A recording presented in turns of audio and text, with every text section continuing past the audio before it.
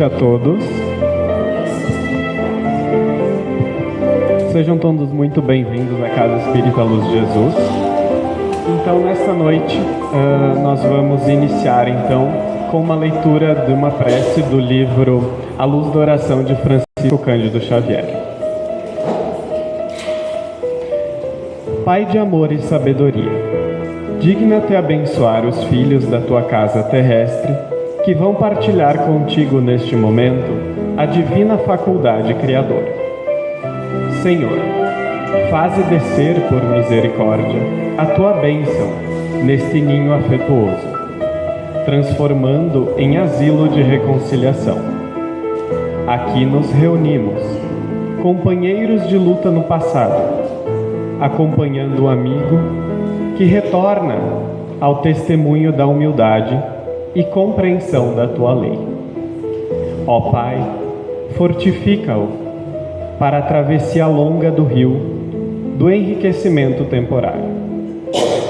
Permite que possamos manter sempre viva a sua esperança. Ajuda-nos ainda e sempre, para que possamos vencer todo o mal.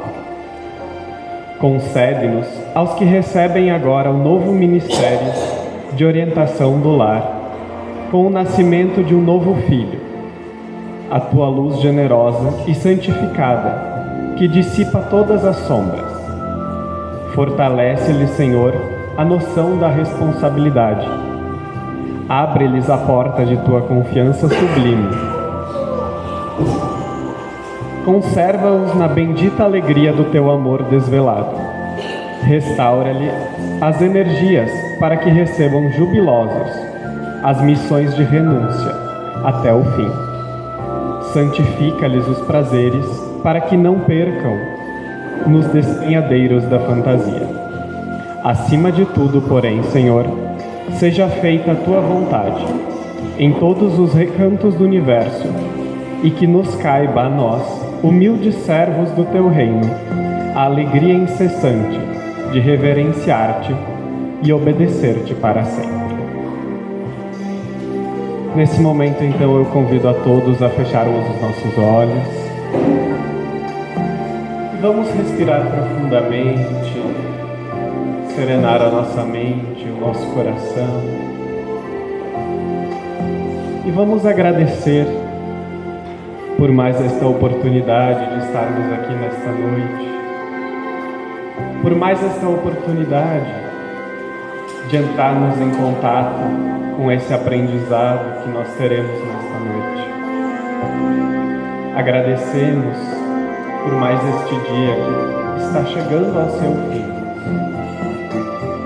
por todos os momentos de aprendizado que nós tivemos, pelas pessoas com quem convivemos. Agradecemos por tudo isso e pedimos a toda a espiritualidade que nos auxilia para que continuem perseverando juntamente conosco, para que nós tenhamos a luz em nossa caminhada, que nós possamos ter sabedoria, plenitude, serenidade, e que assim, através desta oração, através das nossas ações do dia a dia, nós possamos levar até os nossos lares, até o nosso trabalho e a todas as pessoas com quem nos encontrarmos a luz de Jesus.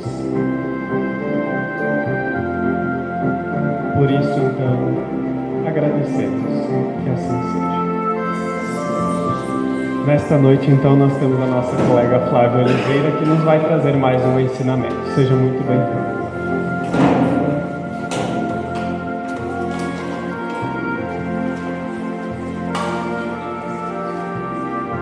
Boa noite a todos e a todas.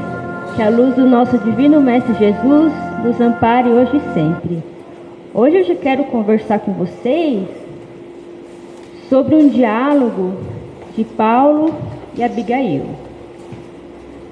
lá no ano de 34, depois de Cristo, bem lá para bem no passado, quando ainda os cristãos estavam divulgando os ensinamentos de Jesus, eles eram muito perseguidos pelos romanos, porque ainda não se permitia uma outra crença diferente do que aqui os romanos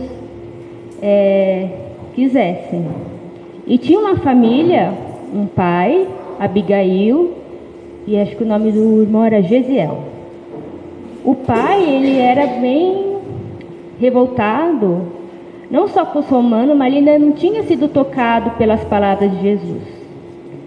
Abigail e o irmão, eles já eram bem esperançosos, tinham fé e acreditavam que Cristo veio mesmo como um grande ensinamento.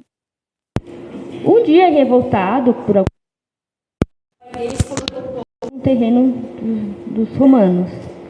E daí os romanos acabaram prendendo os três. Acabaram soltando a Abigail sozinha na rua, e o pai e o irmão eles foram condenados. Naquela época era bem difícil você se opor aos romanos, você falar das palavras de Cristo, do amor, da paciência, da resignação, porque os romanos simplesmente perseguiam, prendiam, torturavam, colocavam naquelas arenas, que nem no filme O Gladiador, esses que acreditavam em Cristo, e colocavam as feras para eles serem devorados. Então era bem triste, bem sofrido. E o pai acabou sendo preso, torturado, um tempo depois acabou falecendo. Abigail pediu ajuda para uma família, um casal, que tinha acabado de perder um filho também por causa dos romanos. Então eles fugiram daquela cidade. O irmão, ele foi solto e acabou pregando um bom tempo ainda as palavras de Cristo. Só que tinha alguém que era bem enérgico a favor dos romanos, que também não acreditava em Cristo, que começou a saber dessas pregações de Gesiel e começou a persegui-lo, que era Paulo. Mas o Paulo, um tempo, depois ele tinha uma noiva. E sem saber, a noiva era irmã desse homem que ele tanto perseguia, Abigail. São coisas da vida. Abigail não sabia do paradeiro do irmão, Paulo não sabia que ele estava perseguindo o cunhado. Era aquela época. E não tinha WhatsApp, não tinha rede social, não tinha telefone. Bem diferente. E Paulo, por um bom tempo, perseguiu o Gesiel. E acabou que ele teve tipo uma audiência, para audiência nos moldes daquela época, em que ele ia ser realmente torturado. E o Paulo convidou a Abigail para ir lá ver essa audiência, sem saber que estava convidando a própria irmã do acusado. E daí foi que decidiu a situação. Abigail encontrou o irmão. Paulo ficou muito mal, por causa que era o cunhado dele. Aí ele e Abigail se afastaram um tempo, e Abigail um tempo depois acabou desencarnando. E o Gesiel também desencarnou.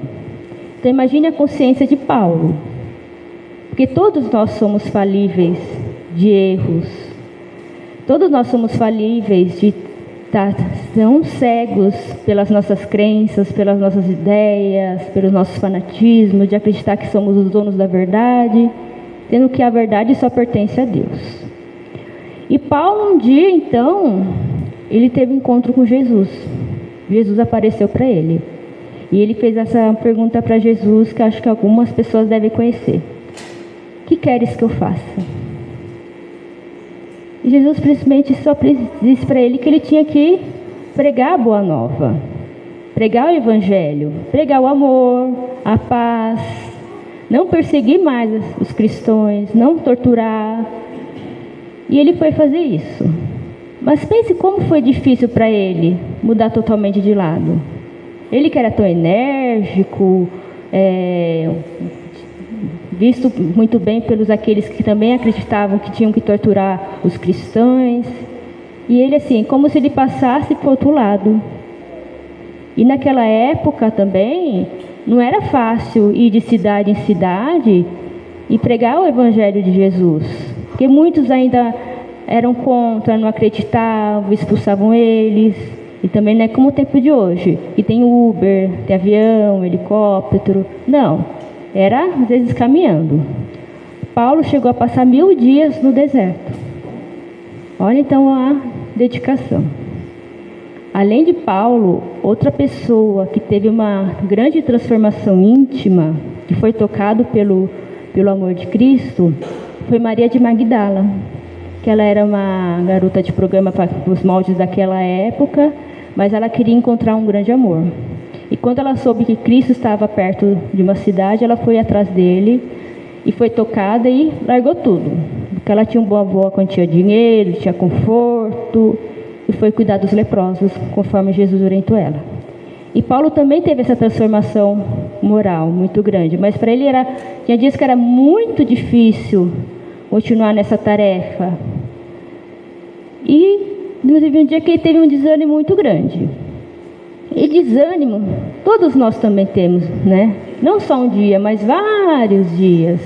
Tem dias que é difícil mesmo estar encarnado aqui, nesse planeta de provas e expiações.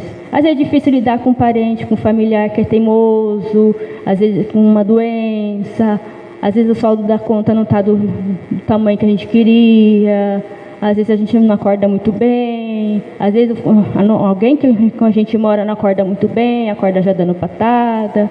É o chefe também que às vezes é mal-humorado, às vezes a gente vai no mercado, vai no banco, planeja alguma coisa, não sai da maneira como a gente quer. E pouca coisa sai da maneira como a gente quer, como a gente planeja. Só que nós somos muito ansiosos, estamos cada vez mais ansiosos e sem paciência, querendo as coisas para ontem. Para ontem, para a semana passada. Da maneira como a gente quer, na hora que a gente quer, como a gente quer que as pessoas falem aquilo que a gente quer escutar. Então imagine naquela época. Se agora a gente tem esse conforto, redes sociais, plataformas, internet, carro, ônibus, avião, a gente tem muito mais acesso às informações do que antigamente, a gente pode se comunicar muito mais com as pessoas do que antigamente, e a gente não está satisfeito. Então imagine então, às vezes a gente parar para pensar, nossa, e nas encarnações passadas então, que a gente viveu na era medieval, naquela época que não tinha carro, a condução era cavalo, era carta, às vezes nem tinha carta. Conforme a gente vai evoluindo, o nosso conforto material também vai evoluindo, mas às vezes não ao mesmo passo da nossa evolução moral. Às vezes, por isso que às vezes parece que o mundo está em desordem.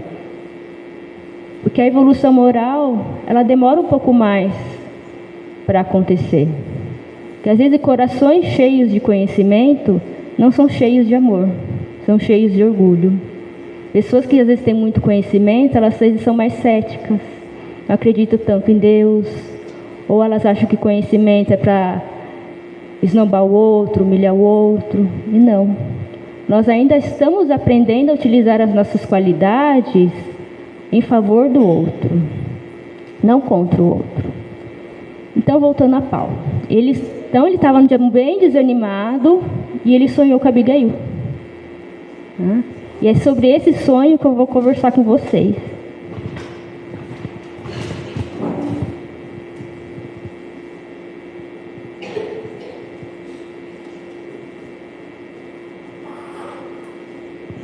Ela diz a ele: não te entregues ao desalento.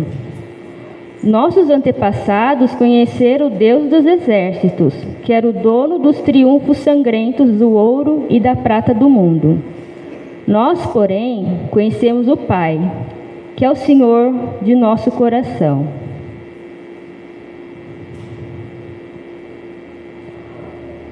O Mestre sacrificara-se por todos os homens. Dedicar-lhe a existência representava um nobre dever. Enquanto formulava esses pensamentos, recordou a dificuldade de harmonizar-se com as criaturas. Encontraria lutas. lembrou a promessa de Jesus, que estaria presente onde houvesse irmãos reunidos em seu nome.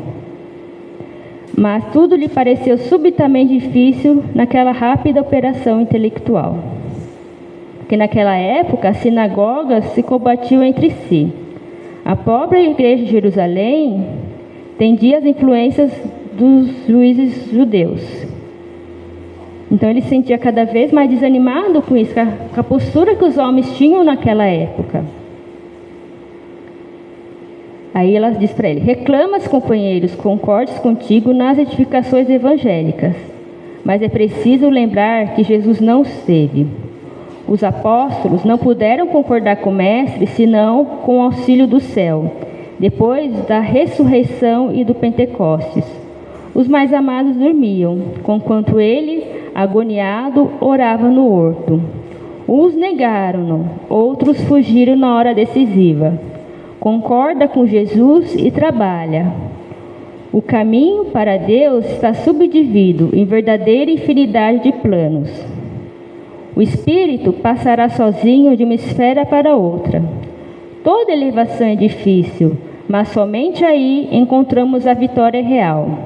Recorda, a porta estreita das lições evangélicas e caminha.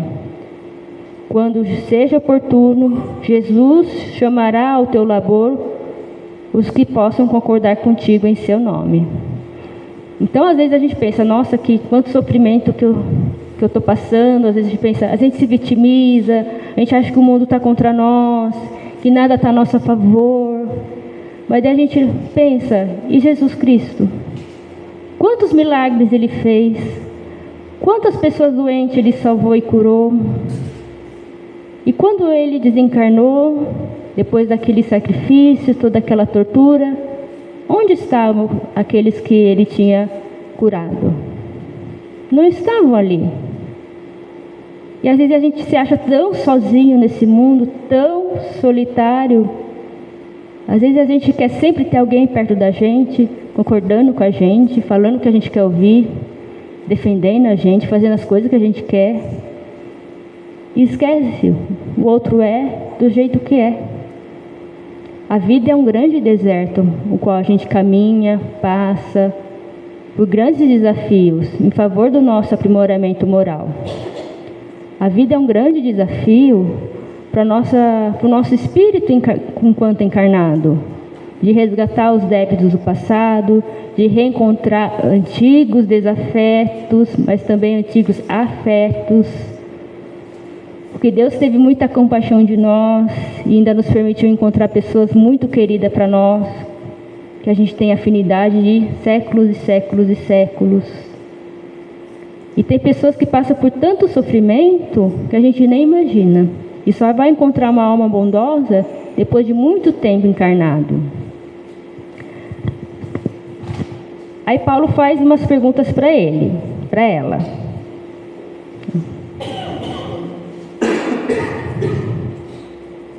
Que fazer, Dorafante, para triunfar? Como completar as noções sagradas que lhe competia exemplificar-se praticamente sem anotações de sacrifício? Ela responde: para a certeza da vitória no escabroso caminho, lembra-te que é preciso dar.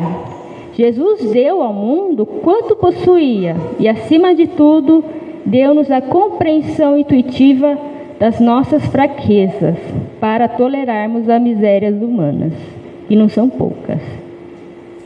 Então, Jesus deu ao mundo naquela época o que ele possuía. E o que ele possuía? Possuía riqueza, possuía ouro, possuía lotes, possuía poder. Não. Ele já nasceu numa manjedoura para nos trazer a lição da humildade. Jesus tinha amor, tinha paciência, tinha resignação, tinha perdão, tinha compaixão. Não julgava as mulheres, nem os cristãos, as crianças daquela época, porque era uma época também bem terrível para as mulheres. É só lembrar da história da mulher adúltera, em que ele chegou, né, ele pediu para o povo: aquele que não tiver nenhum pecado, atire a primeira pedra. E pouco a pouco cada um foi soltando a pedra. Jesus tinha muito amor pelos leprosos, pelos doentes.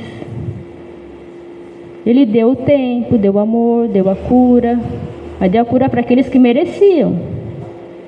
E nós? Nós possuímos aquilo que damos. Não possuímos aquilo que compramos, que juntamos, que cobramos. Porque tudo isso vai ficar fora da porta do caixão, vai ficar aqui no plano terreno. Nós possuímos a paciência, o tempo, a alegria, a tolerância, a compaixão que nós oferecemos ao outro. É isso que possuímos e que vamos levar conosco. Aí ele faz mais uma pergunta para ela. O que fazer para adquirir a compreensão perfeita dos desígnios do Cristo? E ela simplesmente responde: ama. Ama. Mas não é aquele amor de achar que a outra pessoa é posse nossa, que é meu filho, minha filha, minha mãe, meu esposo, minha namorada. É aquele amor de aceitar o caminho que a pessoa faz, as escolhas que ela faz. É aquele amor que a gente sente só de saber que a pessoa existe na nossa vida. É aquele afeto que a gente põe no nosso trabalho do dia a dia, o afeto que a gente põe quando vai fazer um café, quando vai fazer uma comida, quando vai tomar um banho, quando vai sair para trabalhar, que não sai xingando todo mundo. Aquele amor, aquela educação quando a gente encontra uma pessoa que a gente gosta, a gente cumprimenta, abraça, pergunta como está. Aquele amor de estar satisfeito pelo dia que passou e vai dormir de consciência tranquila, porque não fez nenhum mal. Aí ele faz nova pergunta. Como fazer para que a alma alcançasse tão elevada expressão de esforço com Jesus Cristo? Então, como fazer a alma se elevar, né? Através do esforço. Trabalha. Trabalha naquilo que a gente gosta, e faz não só por uma recompensa material, mas faz pelo bem do outro, para ver o outro melhor. Trabalhar de colocar em prática o conhecimento que a gente adquire ao longo da vida, em auxílio da sociedade. Trabalha. A natureza ela é muito sábia. A plantinha começa como uma semente, aí ela é plantada, aí tem que pôr água, ela tem que tomar sol, e ela vai crescendo. Mas ela não cresce de um dia para o outro. Ela vai e leva um tempo. E vai crescendo, aí cresce a plantinha, aí vai crescendo, e leva um tempo para virar uma árvore, para dar flores, para dar frutos, para dar sombra. E assim é o nosso trabalho também. É um pouquinho de paciência a cada dia. Porque muito da recompensa do nosso trabalho não é para nós, é para o outro. E se a gente está sempre esperando só recompensa, só um privilégio para nós, a gente se frustra, a gente fica magoado, a gente fica azedo, a gente se amarga. Então pensar que o esforço do trabalho é mais para o outro do que para mim. É mais para o bem do outro, da sociedade, do que para mim. Não pensa, esse trabalho todos que os poetas de antigamente tinham, Carlos Drummond de Andrade, Cora Coralina, os grandes escritores, aquele que escreveu Gabriela, Tieta,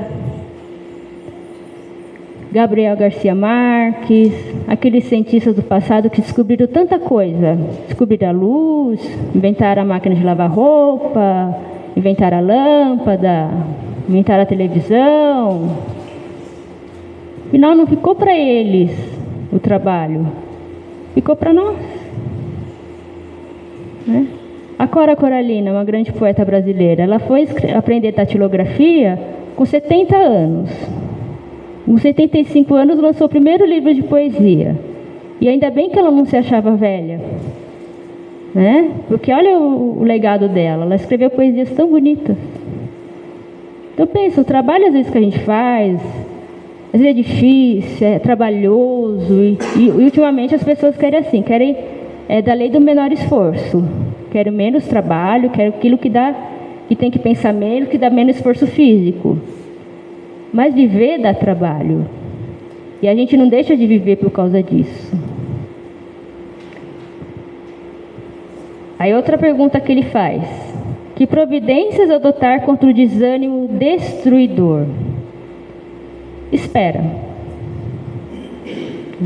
Espera. A gente veio ao mundo esperando 9 meses para sair do útero da nossa mãe. A gente já nasce esperando. Mas a gente quer tudo para a semana passada. Então, aquilo que eu te expliquei do trabalho é também esperar. Às vezes a gente desanima, porque acha que nada vai dar certo, que ninguém está valorizando o nosso desempenho, o nosso empenho, a nossa dedicação. Mas aos olhos de Deus, nada fica sem ser visto. E às vezes a gente tem que trabalhar, amar, trabalhar, esperar, para que o bem aconteça, não pela nossa vaidade, mas que o bem aconteça mesmo porque tem que acontecer. Então, não esperar recompensas terrenas, não esperar recompensas de likes nas redes sociais, de postagens, porque aquilo que é realmente feito com amor e por amor, não precisa de tantas postagens, porque o amor ele é silencioso.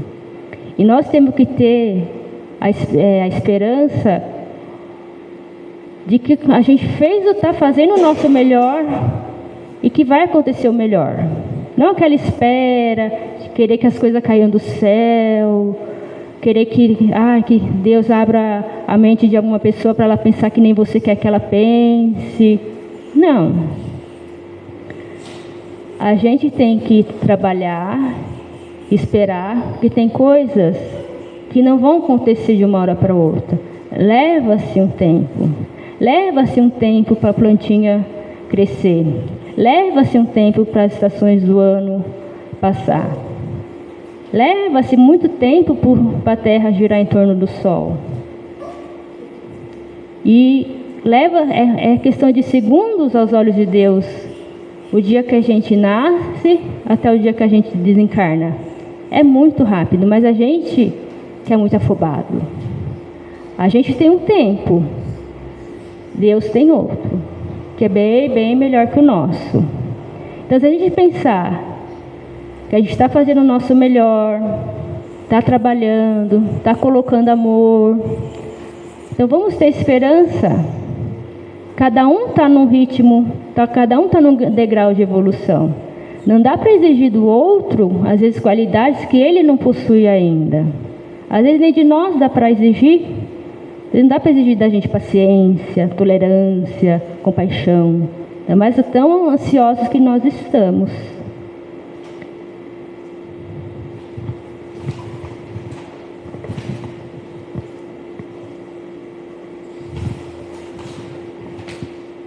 Aí vem a última pergunta dele.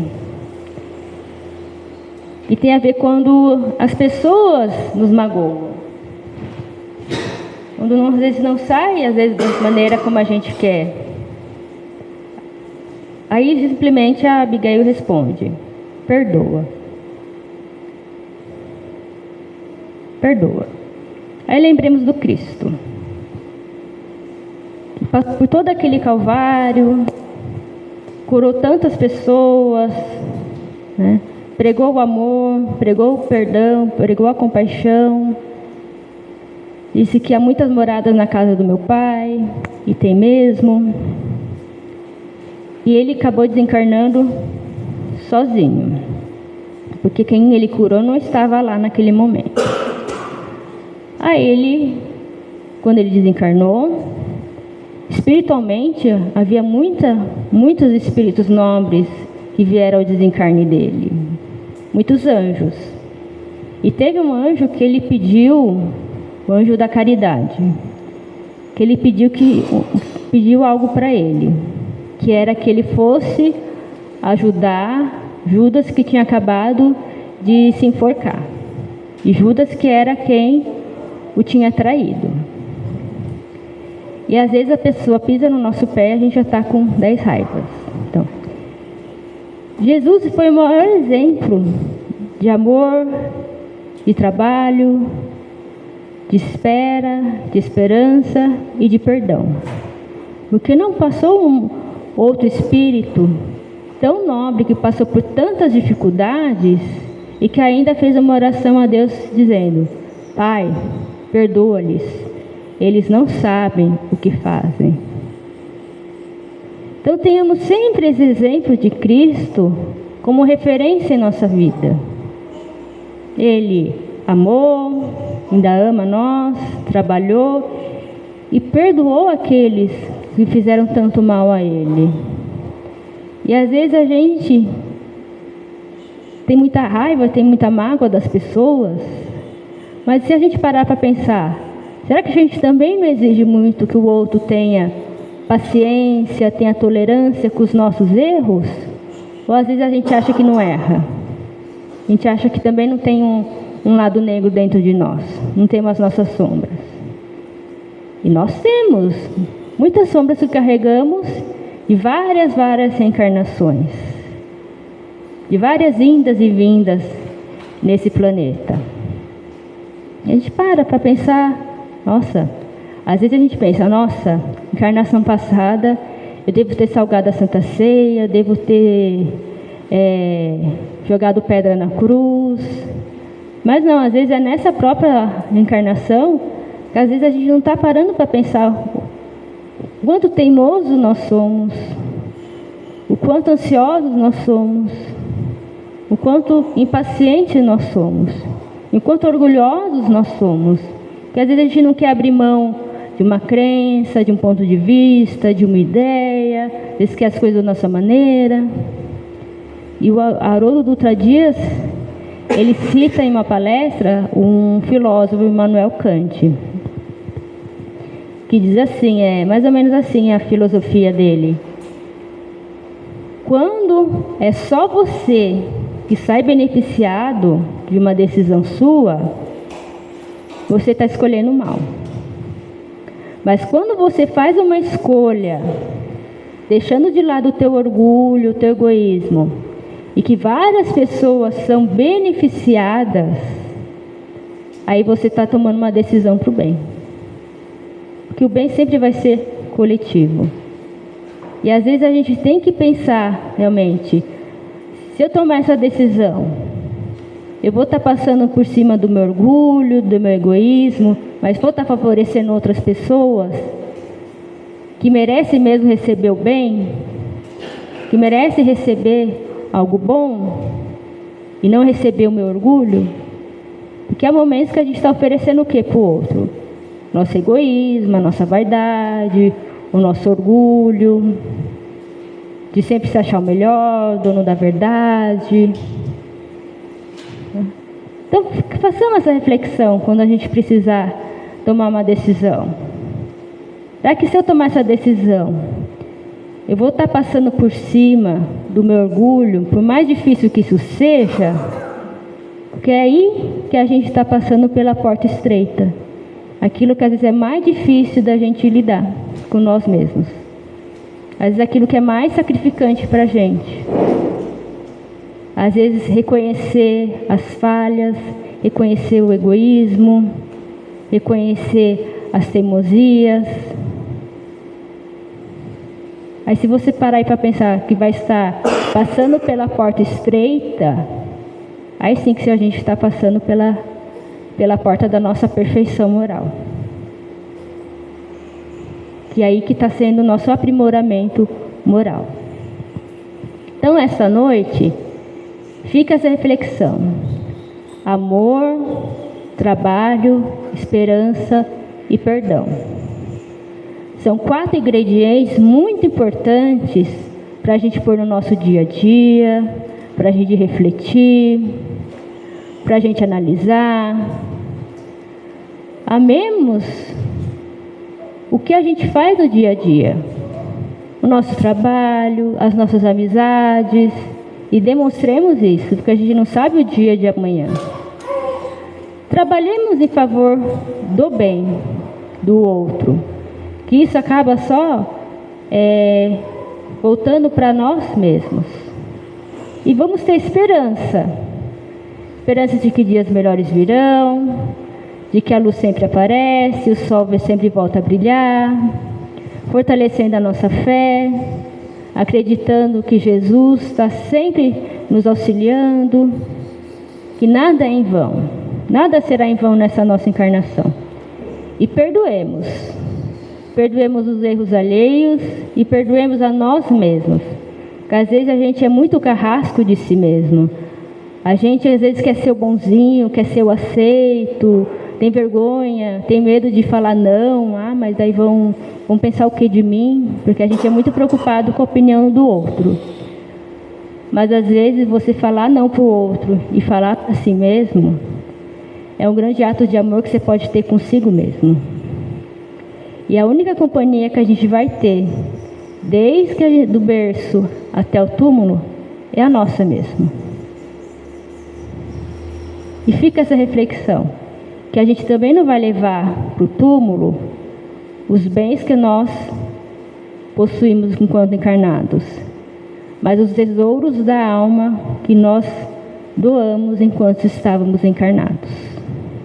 Então, ame, trabalhe, espere e perdoe, assim como Jesus nos ensinou. Que Deus nos acompanhe. Obrigada por me escutar esta noite. E que a luz do Mestre Jesus nos ampare e nos proteja hoje e sempre.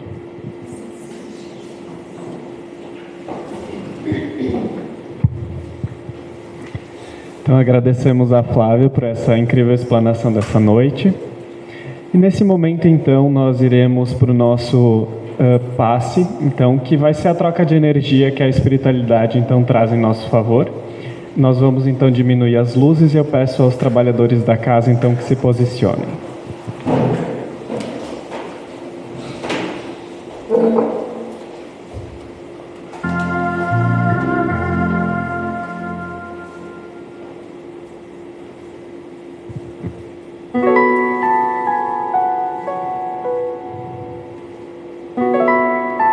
Senhor, ensinai-nos a receber as bênçãos do serviço. Ainda não sabemos, amado Jesus, compreender a extensão do trabalho que nos confiaste. Permite, Senhor, possamos formar em nossa alma a convicção de que a obra do mundo te pertence, a fim de que a vaidade não se insinue em nossos corações com a aparência do bem. Dá-nos, mestres, o espírito da consagração aos nossos deveres e desapego aos resultados que pertencem ao teu amor. Ensina-nos a agir sem as algemas das paixões, para que reconheçamos os teus santos objetivos. Senhor amoroso, concede-nos ainda as tuas lições. Juiz reto, conduze-nos aos caminhos direitos. Médico sublime, conduza-nos aos caminhos da restauração da saúde. Pastor compassivo, guiai-nos à frente das águas vivas. Engenheiro sábio, dá-nos o teu roteiro. O administrador generoso que és, inspira-nos a tarefa. Semeador do bem, ensina-nos a cultivar a nossa casa eterna. Oleiro cuidadoso, corrige-nos o vaso do coração. Amigo desvelado, ser indulgente, ainda para com as nossas fraquezas. Príncipe da paz, compadece-te de nosso espírito frágil. Abre nossos olhos e mostre-nos a estrada do teu reino.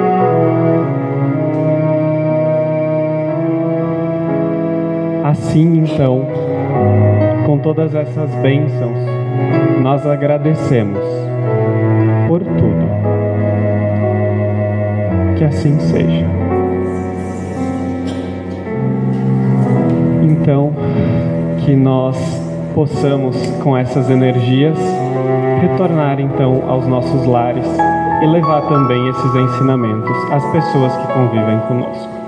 A Casa Espírita Luz de Jesus agradece a presença de todos e tenham todos uma boa noite.